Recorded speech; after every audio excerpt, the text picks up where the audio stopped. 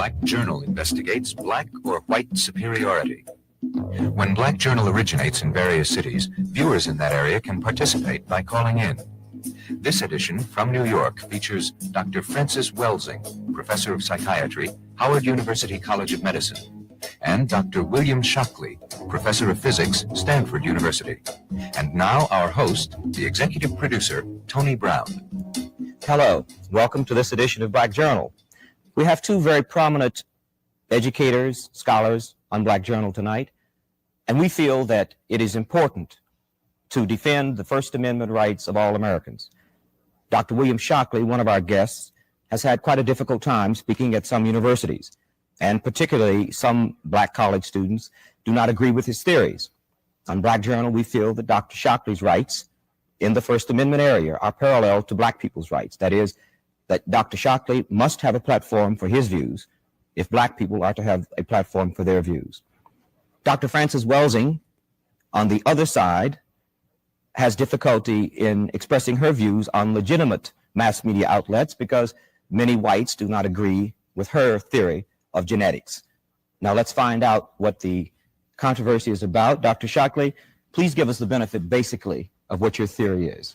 My principal point, Mr. Brown, is not so much a theory of black-white differences, but is summed up in one word, which is the theme of my appearance on your program and my efforts, and the word is dysgenics. And dysgenics means effectively downbreeding, retrogressive evolution. And I fear that this is worst for the black community, and I particularly welcome an opportunity to appear on Black Journal just for these reasons. And let me say also that when I first met Dr. Welsing, it was not black students who were disrupting, but white students. And Dr. Welsing made a very sincere and I thought extremely effective effort, a well-planned effort. It was not effective with these white students at Staten Island Community College, so I would have a chance to speak. In fact, I think they prevented her from saying what she wanted to say when she was trying to gain me a platform. So my main theme is that we have problems that we should face and we should look at connected with dysgenics. And I welcome any opportunity I have to bring this out so that people can look at it and worry about it. Dr. Shockley, you are accused of having a theory that is a white racist theory. How do you respond to that? Well, I respond to that by saying that I've considered whether or not I am a racist. Racist is an epithet that used to damage my self-esteem, but it doesn't anymore. I feel it's untrue.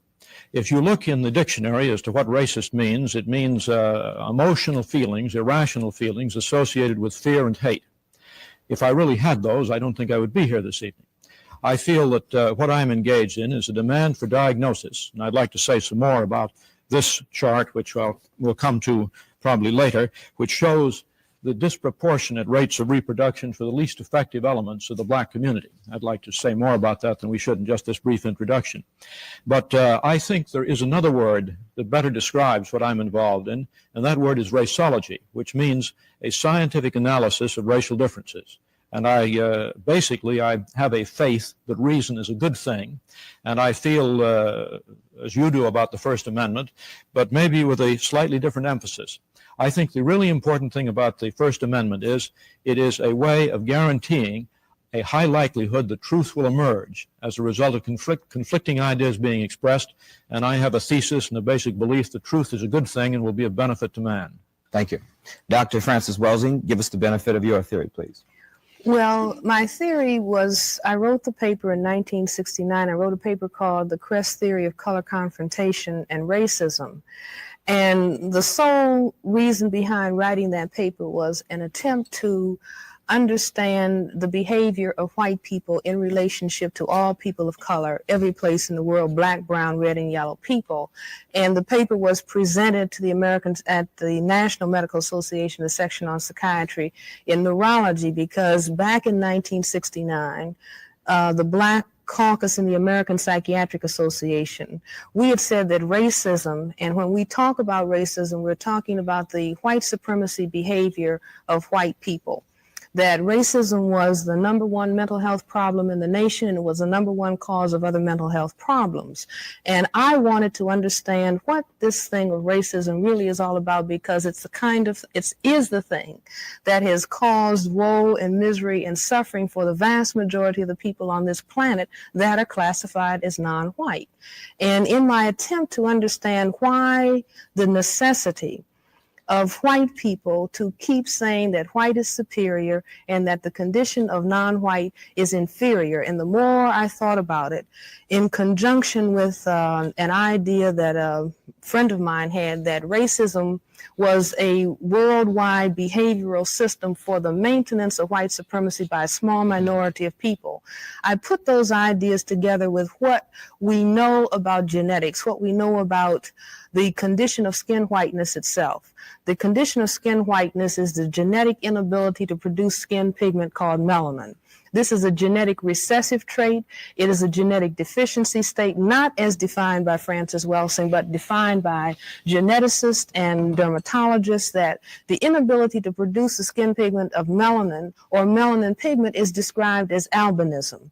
And I think that white people, even though most white people are not consciously understanding their problem in genetics, they are certainly aware that they are genetically dominated by people of color. That's why it was a statement, one drop of black blood makes you black, because people of color have the genetic capacity to annihilate white people.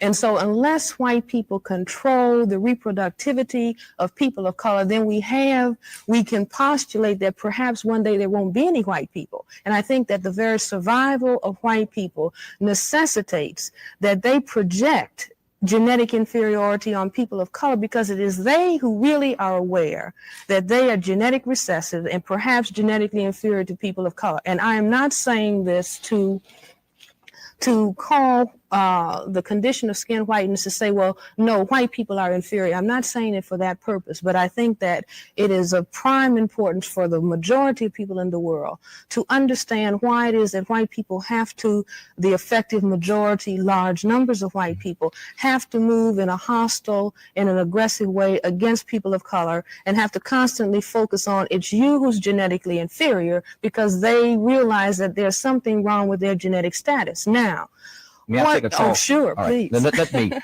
so that, because we have a number of calls, and we'll see what the public wants to find out also. Just 1 second. Hello, go ahead, please. You're on Black Journal.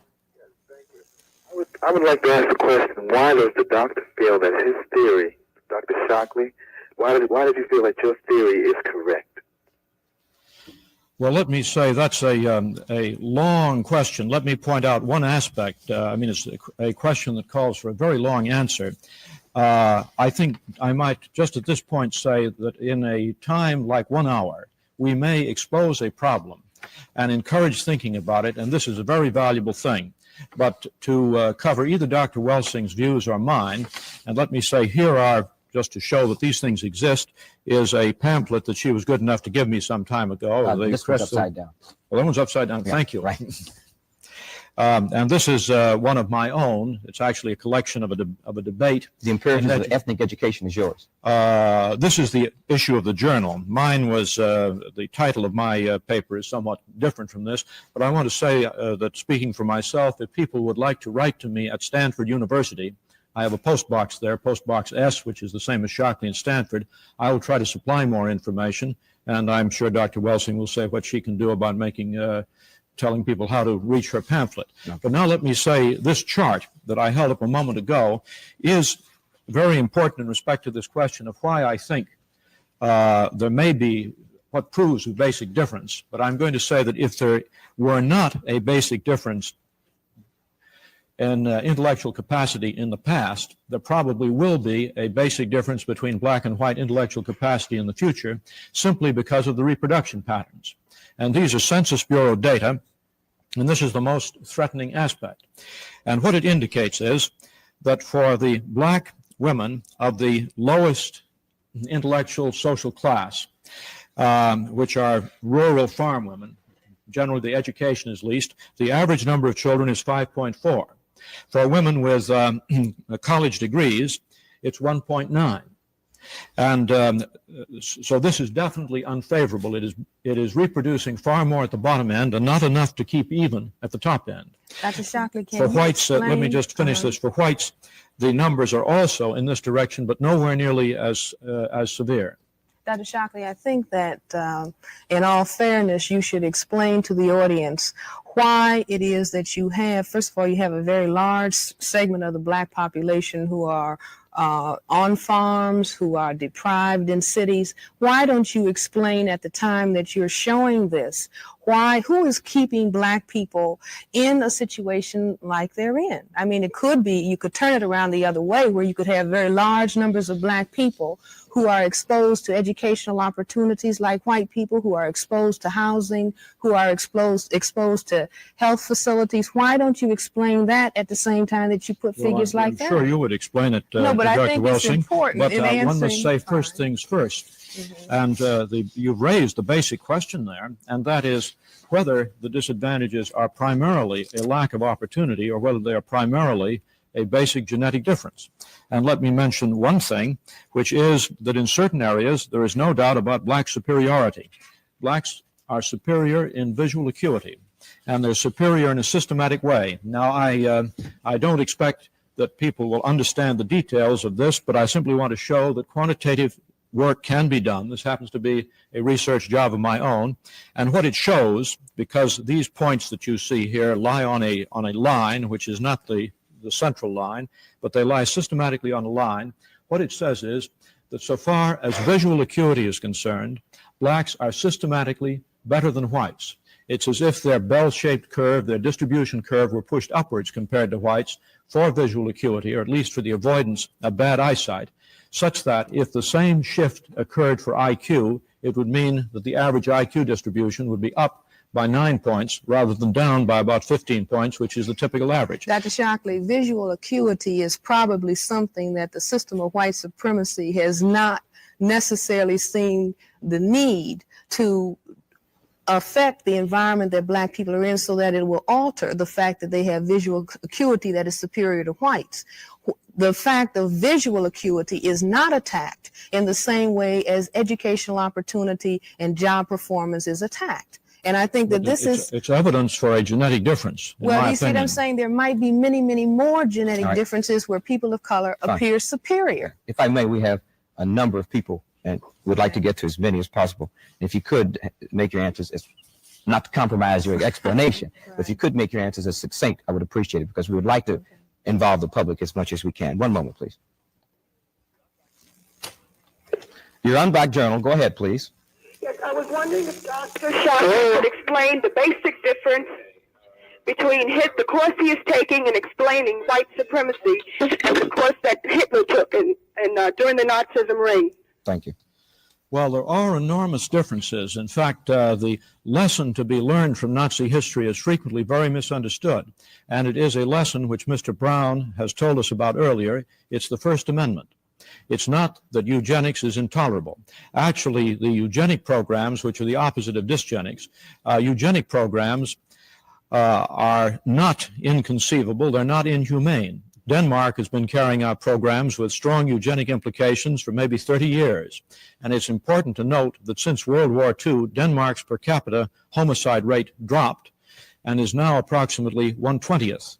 That is, the number of deaths of probability being killed in a year by a violent homicide is roughly the order of 100 times less for young Danes than it is for young American blacks. Now, but the lesson, let me say what the lesson of Nazi history we have in this country, and it will protect us. It's just the thing that makes this program possible. The First Amendment, which allows freedom of speech. If one believes that is not the right answer, then one has to be one of the most anti-German racists that can be. If one believes that the German people would have tolerated the concentration camps and the gas chambers, if news media, like the programs that Mr. Brown is setting on, if those people were willing to bring discordant views out into the open, I don't believe the concentration camps and the gas chambers could have continued to exist in Germany. I'd like to comment, because I'd like to say that I don't think that there's a major difference between what Dr. Shockley is doing. I don't think that Dr. Shockley is fully aware of what he is doing and why he is doing what he's doing. But the long-range implications of what he is doing are no different than the propaganda campaign that Hitler and his Nazi unit carried on in Germany that ended up eliminating 6 million Jewish people. Now, what is most interesting is that Hitler said the very same thing. He said, number one, that the Jews were genetically inferior to the Aryans. Number two, he was aware that the Semites had genetically dominant material, genetic material to the Aryans. And if we begin to understand the way that people who were in Europe at the time that the Semites arrived from Africa, when the Semites arrived in Europe from Africa, they were people who had substantial amounts of color and who had very kinky hair because they were from the continent of Africa. And the Europeans, the white people who were there, had a reaction, a color reaction to the Semites that is no different than the reaction and the concern on the part of people who are white in this area of the world or any other area of the world to people who have the genetic capacity to produce color, who can genetically annihilate their position. And I think it's very, very important, even though Dr. Shockley, I am convinced that Dr. Shockley believes that he is perhaps elevating science with all of his charts and all of his figures, but he doesn't understand the things that propel him as a white individual in a social system that has programmed him throughout his life and programmed large numbers of people like him to focus on the genetics of people of color in such a way as to destroy people of color. Okay. Take another call. 1 minute. You're on Black Journal. Go ahead, please. I had a question for Dr. Shockley. I'd like to know, is it possible to determine the amount of intelligence genes covering intelligence will have, since intelligence level is an objective man-made criteria? I know that you can determine genetically such things as mongoloidism and things of that nature, which we give an objective definition to and say that they can't perform academically. Now, can this work the other way? Well, one of the main elements of the campaign I'm undertaking to bring objectivity in this area bears very closely on the question that was asked. The issue is, to what degree is difference in intelligence between individuals determined by their difference in environment, and to what degree is it determined by a difference in their genes? That is, which pushes the intelligence up and down more. Now, right at that point, one runs into a difficulty because a really adequate definition of intelligence, which can be generally agreed upon, doesn't seem to exist. IQ is some sort of a measure of intelligence, but it's a very man-made, limited thing. Nevertheless, one can come to significant conclusions about this. And the significant conclusion that I come to, and I think there's only one chance in 2,000 of being significantly wrong, is that differences in genes between individuals in typical white or Caucasian populations have 80% of the effect of whatever it is that pushes IQ up and down, and within that milieu, that range of environments, the differences in environments have only about 20%. And this is one of the items that is dealt with in some length in that pamphlet that I was holding up, and if Mr. Brown wants to encourage me, I will say more about it. But that's, in brief, the answer I come to. I appreciate the brevity. Thank you. Let me just comment here that Dr. Shockley has absolutely no way of proving that genes control intelligence and in more of a manner than the environmental influences that one is exposed to. And I think that I have a definition of intelligence that I use, and the definition is that it is the ability to decode the environment. That means to ascertain what is happening in the environment and to develop behavior that is appropriate to it. Now, things that influence behavioral performance, that is our response to the environment. It has to do with what kinds of security systems we develop with that are in our homes, what kind of environmental influences are affecting us. And we measure this every day in terms of school children's performance. If they're in a bad environment, you put them in a better environment. You can improve their performance scholastically. And I think that this is a major element that Dr. Shockley leaves out. I can understand why, because the racist system does not want to alter the dynamics of deprivation within the environment. It would prefer to say, no, the reason that you can't perform has something to do with your genes. It doesn't have anything to do with what we're doing as the population of whites to deprive people of color of the same opportunities that we give ourselves. I'd like to say that I must make a correction here, which is I restricted my remarks. Dr. Welsing extended them in a very important way and into an important area, but that would take more than 3 times as long to cover. I restricted it to Caucasians and did not cross the racial gap. To try to deal with the racial gap, the difference in this, and give a reason for that. Dr. Shockley, you are try to think about this thing. Give us a reason why this racial gap is there, and in brief, is I've made a parallel before. It's like asking Picasso or some famous painter who can produce orderly structures on a piece of canvas to come up, and you give him a brush and a palette. You say, Mr. Picasso, please show us how you make a beautiful painting with one brushstroke. This is a long and complex argument, and Dr. Welsing, I think, is completely obscuring the issue when she says there is no way of sorting out the difference between Dr. genes and Shockley, environment. as long as you are depriving people of the opportunities that you extend to yourselves or others like you, not that you're the one who is doing it by yourself, and certainly not that, but as long as that is happening, then people have no right to begin to compare or to hand the same test to the individuals who are deprived and the individuals who are not deprived, and then start saying, well, something is wrong with the people who are deprived, something is wrong with their genes that they cannot perform. Now, I think that I would be quite willing to accept, any group's genetic inferiority in terms of performance once you grant equal opportunity. If you're able to demonstrate after you give black people, as after the collectivity of whites give people of color, the very same opportunities that they give themselves, then wait a minute, then if we look at the results, I'll be glad to accept those results. But I think what is interesting is that white people cannot stop depriving people of color of the same opportunities that they give themselves. That is very interesting behavior, that you want to compare, but at the same time, you cannot stop saying, no, you cannot have the same opportunities that I'm going to give myself. May I, for sake of moving along again, I would like to ask a question, and Dr. Shockley, if you could answer it yes or no, I would appreciate it. Do you believe that black people are inferior in intelligence because of their heredity? I have a standard statement. It is not yes or no. It's memorized. I say at the same time every time, I think. What I say is this. My research leads me, and it's a tragic conclusion, really.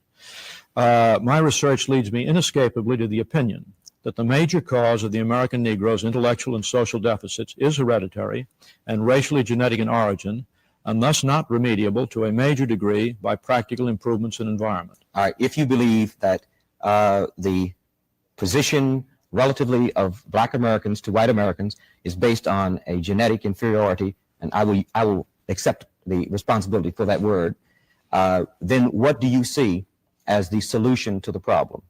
Well, I see the first aspect of this is to prevent the problem from becoming worse by dysgenics. This first word Would that you I translate mentioned. dysgenics for me and the audience? What I Would that meant be is sterilization? No, dysgenics, you see, means what that other chart I showed you says. Should blacks, the least effective element. Should blacks be sterilized? No, I have a but if blacks are a problem, and we do not allow. This is inhumane. And Dr. I think Shockley one can find more humane solutions to this. Well, then how would then I would propose something in which one of the key phrases is regardless of sex, race, or welfare status. And this is the proposal. I call it a thinking exercise. It's mentioned in that pamphlet that I showed that you can obtain.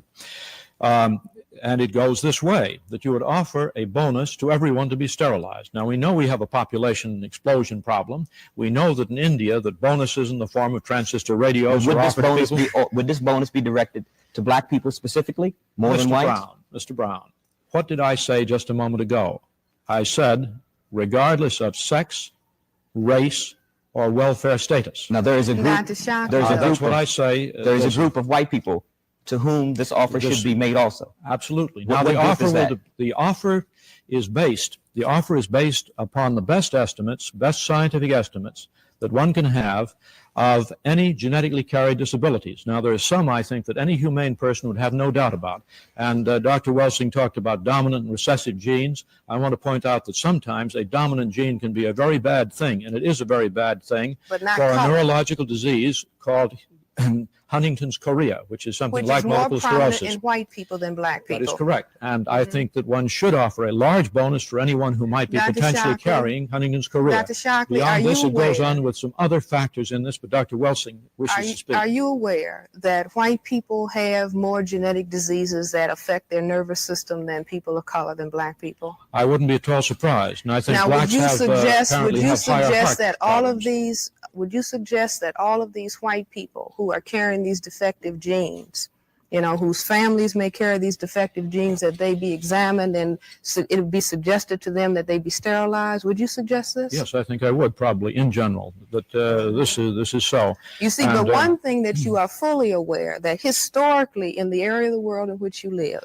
that there has never been a massive genetic attack on white people. And first of all, the system is not going to allow that. However, there has always a massive genetic attack in terms of suggesting that white people in mass with their various genetic defects, that they be sterilized. You know that you're safe when you say, I mean, you know, across all color lines and economic classes, you know that you're safe when you say that, because the only vulnerable group in this social system are the black people and other people of color who do not have the power to protect themselves politically and socially from the people who will organize the attack. Now, we had recently black children being sterilized in one of the southern states. Now, we have not had examples of white children recently. The case of the Welsh children. Right, being sterilized with governmental funds. So that when you say you're talking about all groups, you're not really talking about all groups, because the people who are going to be affected by the things that you're saying are black people and people of color. And I want to make this point also, that I don't think that the television audience should simply focus on Dr. Shockley as being responsible for what Dr. Shockley is saying. There's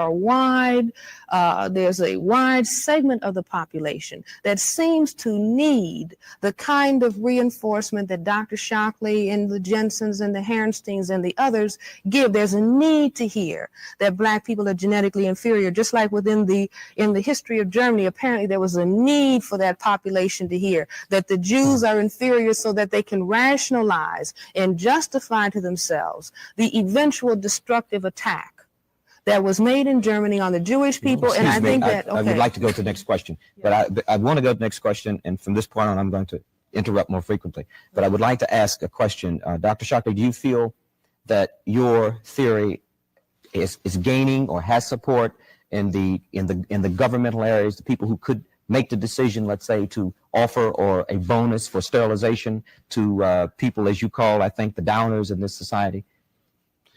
I'm not aware that there is any. I think the idea that these matters should be discussed and brought out in the open has increased. I think. In other words, you see you're popularizing this dysgenics concept gaining in popularity.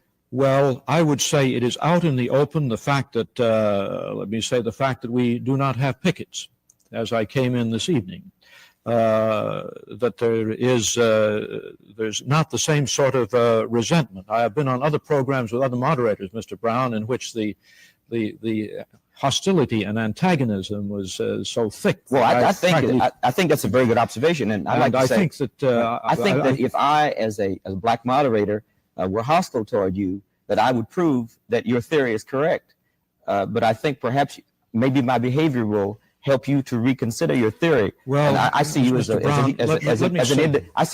an equal, and I feel no need to be hostile toward you.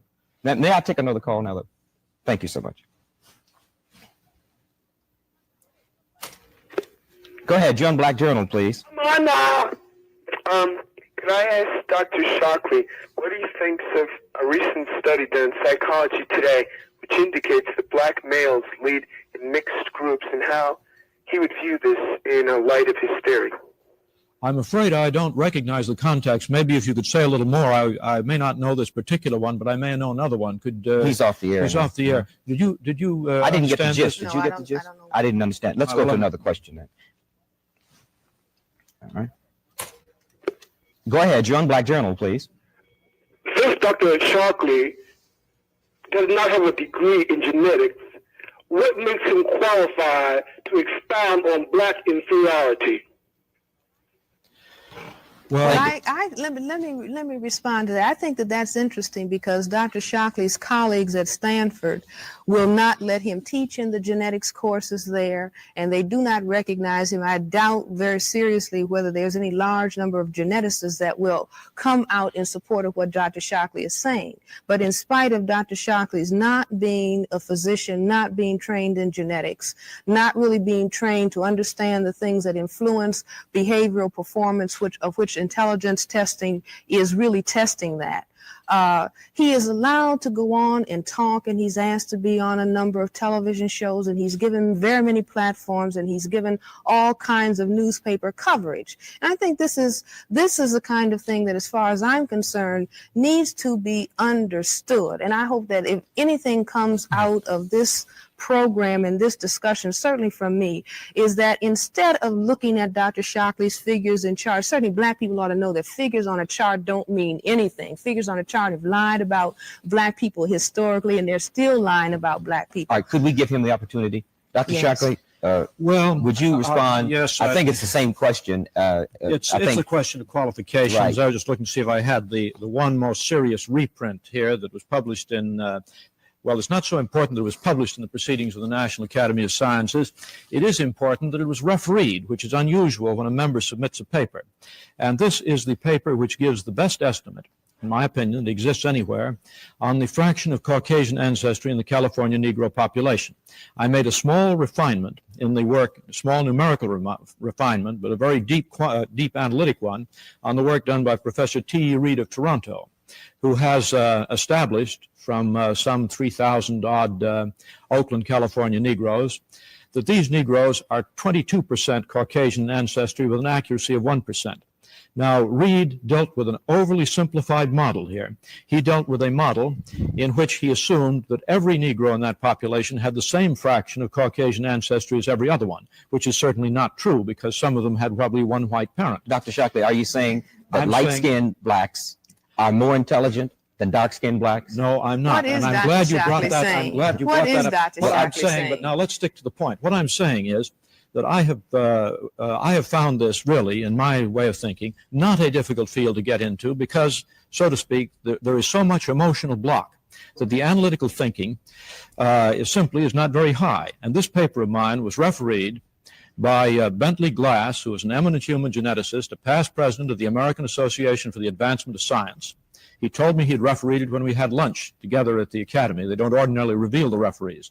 The other referee is a man with whom I have friendly relationships, and I had wanted to get his advice, so I was going to send him a copy of the manuscript, whereupon he told me, well, I have it already. It's been sent to me to referee.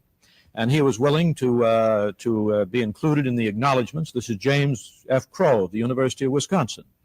I've been invited to speak at the Galton Laboratory in England, which is one of the foundation stones of genetics, and I have spoken Dr. there. You're being asked to speak a lot of places, and I really sincerely... This was on genetics. No, I know, but I'm saying whenever you go to speak, you're speaking about genetics, but I think that you really need to understand what you are verbalizing and why you're being asked to speak, because you don't have a degree in genetics and you really do not have the background in terms of understanding those things that influence behavior by your own I think admission. we've made that point. Now, may I take a call? One moment.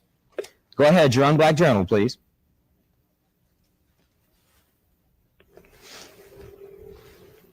Okay. Go ahead, you're on Black Journal, please. Hello, my name is Dennis Hunter, and I'm a second lieutenant with the Cadet Corps Central Harlem. I'm 17 years old. My question is directed to Dr. Shockley. And my question is, if your theory is right, should a black child never expect to be as good as a white one? And if so, I would like you to come to the Cadet Corps and tell it to the youth in my company. No, I don't believe that's true. In fact, I have standard statements that I've made on this, and one of them says it is my position is not that all blacks are inferior to all whites. Indeed, my statistical studies show that blacks achieve almost all levels of eminent distinction that whites achieve. And I'm here with two eminent blacks who have achieved levels of distinction, and Mr. Brown, I believe, has won a number of citations for television programs. But now, what I think, I'd like to come back to this dysgenic point. Statistically, if one examines the performance of American blacks, one finds that the fraction of those who achieve high levels of distinction, the probability of one of them doing it, It's not zero, they're up there, but only the chance on a per capita basis is about 10 times smaller. Also, if I look at the probability of their getting into difficulties, the probability of very adverse performance for blacks, that is about 10 times higher in the FBI crime reports. Dr. Now, Shockley, incidentally, let me mention two others, so we won't have it all a black-white situation. Let's put some other colors in, let's put some yellow in. Where I have looked at the limited data that's available in Census Bureau reports on American Orientals, and when I've looked at the membership list of the National Academy of Sciences, I find that American Orientals are represented in our National Academy of Sciences, which is a high scientific distinction, at about 10 times their proper per capita proportion.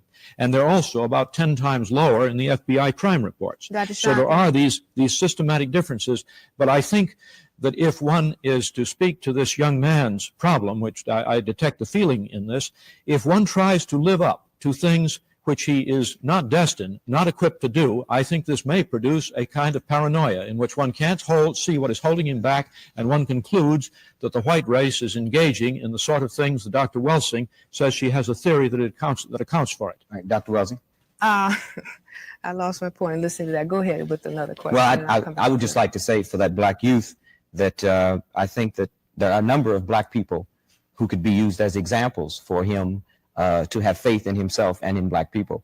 And I think if that young man applies himself, in spite of all this theories. young man has the initiative to come up and ask a hard question, and he certainly deserves a big plus for this, and he should go on asking the hard questions, and he should try to be objective and size up with good judgment how far he can go so that he won't be hurt by trying too hard, and he won't stop too soon. What I was saying more specifically is that the very presence of black people today, the good health, the good mental health, the advancement in economics, the advancement in science that black people make is really a contradiction of all of the accumulated statistics about black life in America.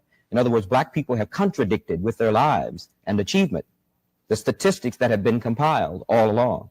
Well, I think they're the exceptions that fit into the statistics, I'm afraid. We have about 30 million exceptions to the genocidal pattern. 30 million? Yes.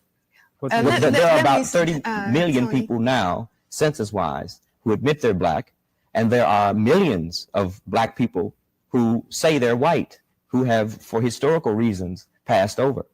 So when you get down to measuring even the IQ mean for whites, you have some of those people who are called sociologically white, who are actually genetically black. This is one of the researchable areas, and one of the ones that Howard University could help with. But you do know many people who think they're white, some of which know they're not, according to the definition of being black, meaning one drop means you're all black. Dr. You do know Brown, that, don't you, Dr. Yes, Shockley? but I don't think it's very penetrating, Mr. Brown. I think one would do far better than that. But will you admit that there are many people who are called white who are genetically black? Frankly, I would be quite prepared to admit this, and someone asserted it. It does not happen to be an area that I've dug into.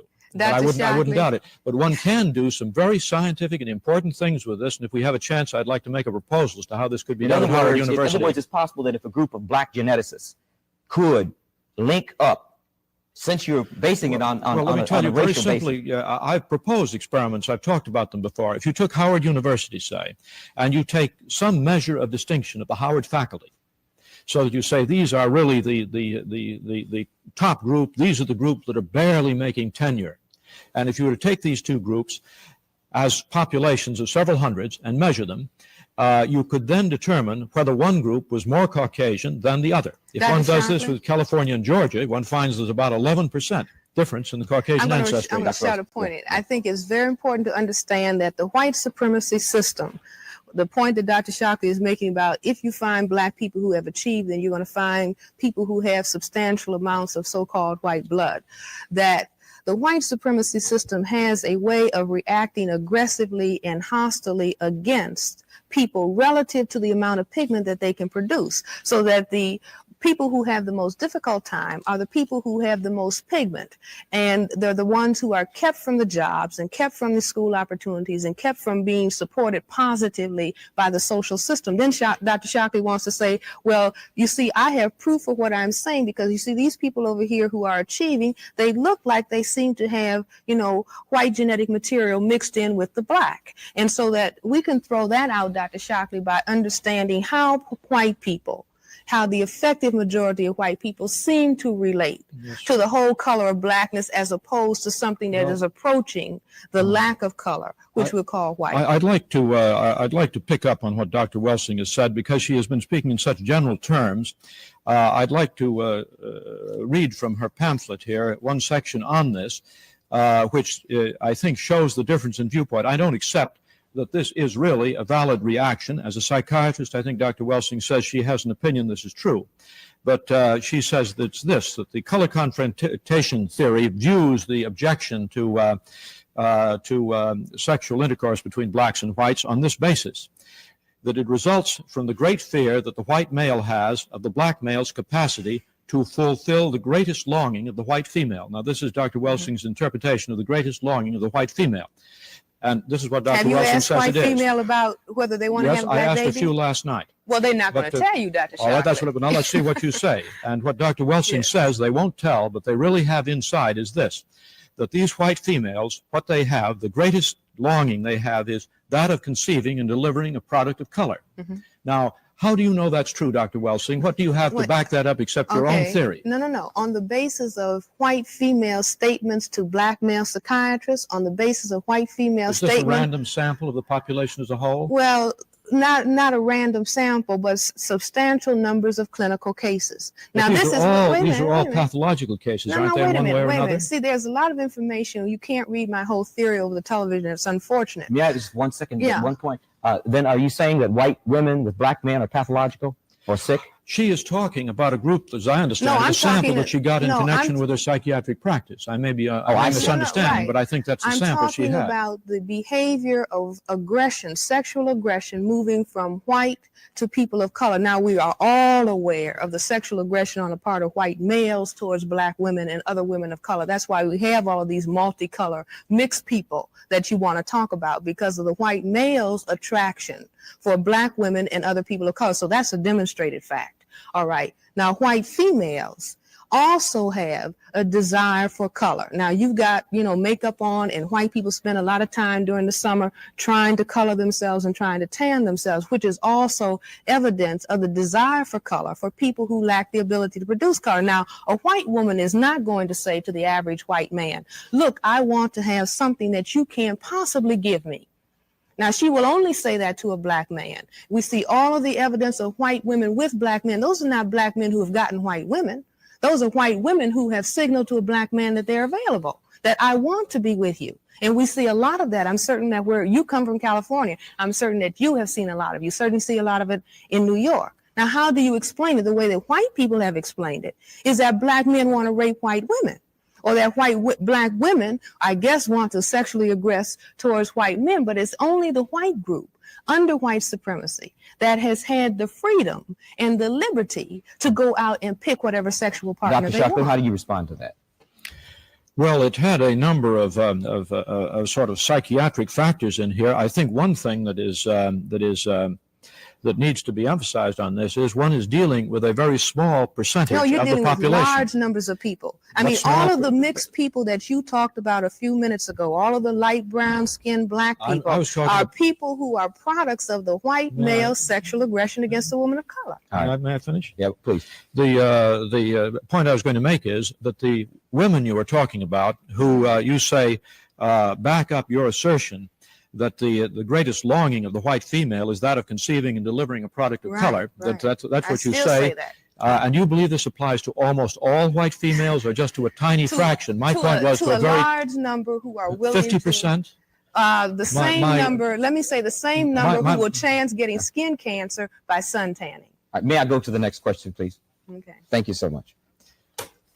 You're on Black Journal. Go ahead, please. Yes, I'm a student at City College and a member of the Attica Brigade. And first of all, I'd like to know if it's true that Shockley has established a foundation which is already offering black women money to be sterilized. I'd also like to know how Channel 13 justifies giving a platform to a racist like this when all across the country students have kicked him off the campuses and refused to allow him to speak. I'd like to answer the last part of the question. I am the executive producer of this program. I invited Dr. Shockley, and I am obviously black. And I feel, as I said at the open of the program, that Dr. Shockley has a right to state his theory. Dr. Shockley, would you like to answer the first part of the question? I'd like to say that I have established a foundation. It's called FREED, F-R-E-E-D, which stands for the Foundation for Research and Education on Eugenics and Dysgenics. I would like to say that it has not offered bonuses for sterilization to anyone. I have, as the president of that foundation, said that I believe a trial run of this might be one of the most important things that could be done. And let me say, as I did before, that it would apply to anyone, and the bonus would be based upon genetic disabilities, and also there would be an IQ factor in it. And on this, I reason that this might be, in the end, very profitable to society, and it might also be of enormous value to the economics of the black community, if one thinks about it. Because if in the black community, the birth rate is very high at the bottom end. It is well known throughout the world where there are high birth rates in localized populations. These almost inevitably are associated with poor economic situations. So that if the black community is, as I fear, suffering as a whole from the very high birth rates of their least effective elements, then a means of helping, of stopping this by voluntary bonuses which would give an annuity to the people who are involved. This might be a kindness to the people involved. It might be a kindness to the children. But I think you've answered the question. Yes. And may I go to the next? Yes, sure. All right. Go ahead. You're on Black Journal, please. What we know about ancient black civilizations, how can American blacks suddenly be genetically regressive? Thank you. Let me just say this. What is very interesting is in the study of biology, biologists who have studied evolution, one of the very interesting things that they say is that the more functional skin pigment cells in the animal kingdom, the higher you are on the scale of phylogenetic ascension. In other words, nature in the course of evolution went to its highest state when it produced a cell that could produce pigment, and that we were sliding backwards. The mutation to albinism is a step backwards in the scale of evolution. Are you aware of that, Dr. Shockley? No, I'm not aware of that particular one. I am aware of another basic genetic difference, and that is that the rate of maturation of a neurological system gets longer and longer the more advanced the animal is. And that is one of the items on the racial difference, that the neurological development of blacks is faster than whites. Black babies walk on the average a month earlier than white babies. And the period of black gestation... people are much more creative also than white. Dr. Wells, Shockley, correct me if I'm incorrect. Didn't the Giselle schedule, which tested the intelligence of children, make a correlative between intelligence and walking early? Yes. And I would think it probably would have been negative. No, it was positive. not. It was positive. Well, The motor skills on the Giselle schedule indicated that earlier precocious walking children, there was a correlation between that and high intelligence. This may be true. It might be true within a group. I'm not sure of that. Well, maybe I know that there is a correlation in terms of things earlier than walking. In this, at the 6-month stage, Nancy Bailey at Berkeley has established that white children who come from the most advanced families and who later, when they become older, are out at the top. At the first 6 months, they are relatively retarded compared to children who are from families of less accomplishment and who don't go as far. But this, so there are a number of these things certainly to be brought in. Fine. But this Giselle schedule is a very authentic, accepted, institutional, psychological experiment. And so is the Nancy Bailey early test. I'd like to take another Okay, call go at ahead. this. You're on Black Journal. Go ahead, please. Hello. This question is addressed to Dr. Welsing.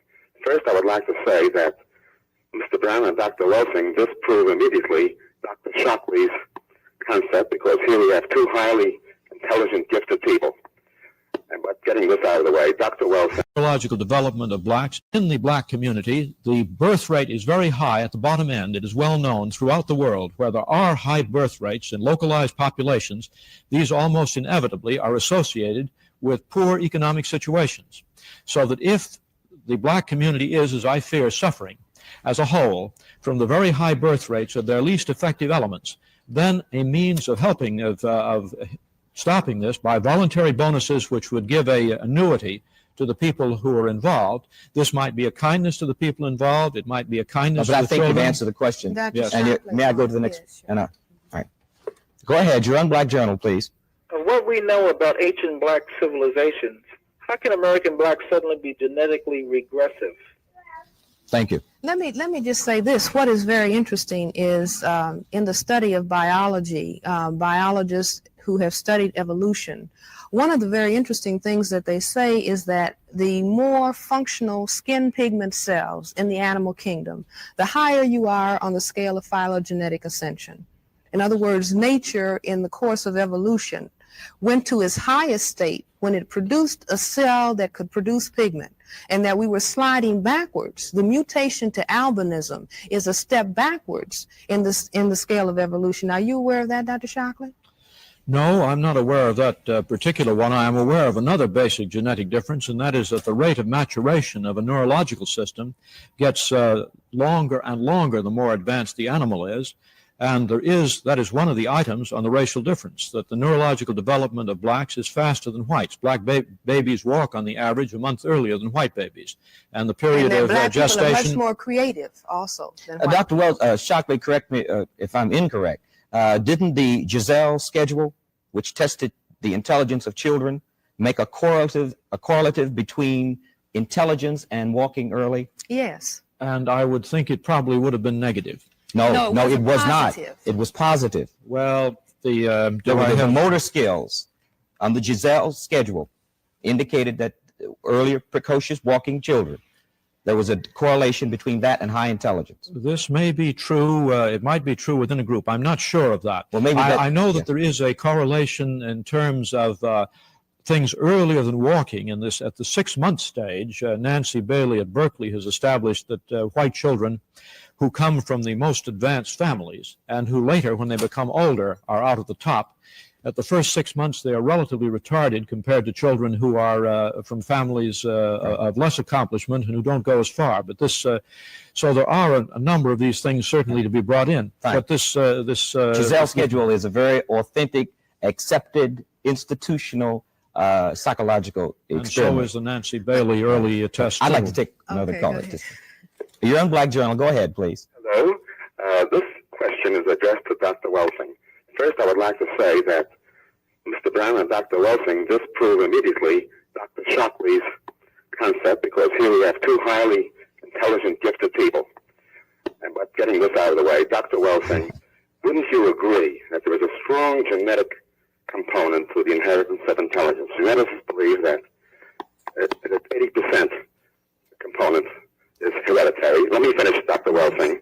And then also, I think the association of skin color with intelligence is an erroneous concept.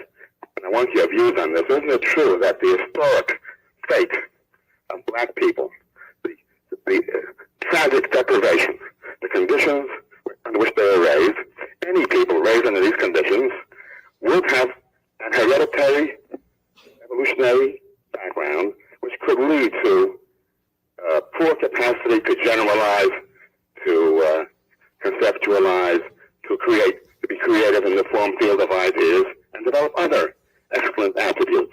Now, this is not a racist idea. This could happen to any group who has a tragic history of the black people. Thank you. No, I do not feel that there's any evidence to suggest that 80% of the ability to come to terms with your environment that has to do with heredity. I think that much of it has to do with the environmental opportunity that the genetic material is exposed to. I think that if we look at the black people, if we just take the black group, and we look at those people who have been able to achieve, and we look at their backgrounds, we will find that they have had substantial social and economic opportunities that maybe some of the segment of the black population has not had. We will find the same thing in the white group. Those white people who have been socioeconomically deprived and at the bottom of the economic scale for whites, that these people are not performing in the same way that people who have extended socioeconomic opportunity. One of the very interesting things is that white women are now talking about women's liberation, and they are looking at their performance relative to white men, and they are saying, and all of the spokesmen for white women, and men and women are also saying, that the reason that the white woman has less confidence in her performance and is not performing as well, relatively speaking, as a white male, has been the attitudes within the white family as to the role of the woman versus the role of the man. Now, what is interesting is that when white people are looking at the difference in the performance of the white woman and the white man on IQ tests, they can account for that on the basis of environmental influences. However, when they shift over into looking at whites relative to people of color, somehow they want to drop that understanding and that awareness. All right. Thank you. We'll take another call. Go ahead, you're on Black Journal, please. Yes, good afternoon. Mr. Shockley, I would like to know if the whites are superior to blacks, why is it that whites have to set up barriers to prevent blacks from advancing to ensure their place in being superior? If they're superior, why can't they just open up the whole field and let all of the blacks advance as far as they can without fear of their own position? Thank you. Well, the question presupposes a situation which may not necessarily be true. There certainly is, at the present time, enormous efforts to remedy and overcome what must have been, what certainly were, extremely profound injustices in the past, in the days of slavery. But one effect of this, I think, may be to produce effectively paranoid groups of blacks in these black student groups, where attempts have been made to bring underqualified students into college. When they get into college, they tend to band together. They're an isolated, separate, distinguishable group. Some years ago, the Black Studies effort was quite possibly a defensive mechanism on this. So I think some of the sorts of questions like this one can be looked at from a number of different points of view. But what is really needed, from my point of view, is to try to do experiments like the one I was talking about at Howard University of determining the fractions of white and black ancestry. It's a false experiment, Dr. Shockley. We've already run through that. I would like to, not speaking to the yay or nay of your statement, but I would like to amplify and help qualify something you said. You said bringing unqualified black students into colleges. White colleges have been bringing unqualified white students into college since we've had colleges because they were white. Number two, you said black students band together in college, white students band together in college, and it would seem to me to be rather abnormal for a black student to go to a white college and want to band with whites when whites didn't want to band with blacks. So I think I'm not dealing with the other side of your problem. I think black students have a right to, and I don't think they're being paranoid any more than a white student is being paranoid for joining a white sorority or a white fraternity. I'd like to get another call. Okay. Go ahead, you're on Black Journal, please. Yes, I would like to ask Dr. Shockley how he feels about men and women who have higher IQ than his own, who disagree with his opinion. Thank you. Well, I'd say one thing is IQ is certainly not everything. I've said that before, and another point I would say, I'm not sure whether necessarily many of the people I've run into have higher IQs or lower IQs, but I've run into highly professional people who are violently opposed to my views, eminent anthropologists, who, when I get into questions such as this determination of racial composition, I think particularly of a conversation with a man who was at that time or within a year a president of the American Anthropological Association, he was not aware of the scientific work that had been done by men like Bentley Glass and a number of others on determining the fractional mix. And when we got deeper into this, some area of his reasoning just ran into blocks.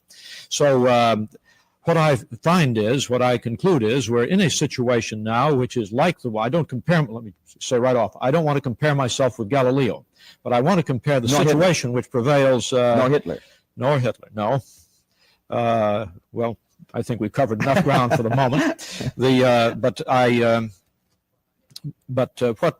You threw me off on this now. But the point is that there is in this area, I feel, a wishful thinking, effectively a cover-up, and a very threatening cover-up. And I will say that I feel sure I've not made the point this evening, but when I showed this chart with the relative sizes of white and black families, of number of children born per woman, for the blacks and the whites, depending on socioeconomic class, this is far more threatening to the blacks. And when people say you're doing these very evil things, Shockley, you are undermining them and so on, I say if my conclusions, my reasoning are right on this, it is quite likely there's no one who's going to make a bigger contribution to the black future in the next generation than I am. We have 2 minutes, and I'd like you to take this question. Okay. You're on Black Journal. Go ahead, please. Okay, I have one question for Dr. Shockley. I'm a physician in New York, and I was wondering, I respect Dr. Shockley as a scientist, and I was wondering if really his retrospective studies really have very much justification in terms of eliminating the obvious environmental factors which are really important, and whether in order to arrive at any scientifically justifiable conclusions, one shouldn't do prospective studies taking black and white infants, and large numbers of these, and studying them under the same environmental conditions, and thus trying to eliminate that absolutely essential factor. Dr. Shockley, could you make it brief? And then Dr. Welsing, yes, then we're going to be closing. One cannot answer it at all adequately briefly, but I will try to say some very brief things on this. One of the things that would be very striking and interesting would be data on the probably some tens, maybe hundreds, of black slum children in New York City who have been adopted into middle-class Jewish families. If this difference produced approximately a 30 IQ point difference, which is about what you would expect to find on the basis of what would have happened had the children stayed at home versus what happened when they went into these highly intellectual, highly stimulating intellectual families, I believe a study on this would exist and would be very well known. It doesn't exist. All right, Dr. Welsing, we have about 15 seconds. Please have the last word. I hope that the people of color in the television audience will again see what I call the neurotic necessity on the part of a representative of the white group to talk destructively about the genetics of people who are genetically dominant to themselves. Thank you so much. It's been interesting, to say the least. I'm happy you had your say, Dr. Shockley, and Dr. Welsing. I'm happy you had yours, and thank you for being on Black Journal.